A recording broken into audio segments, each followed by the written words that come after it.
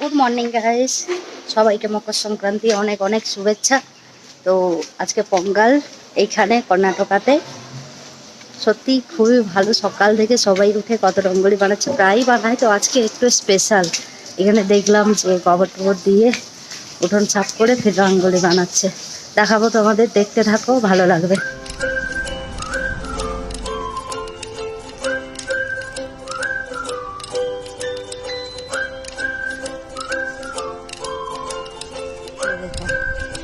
हर किसी के घर में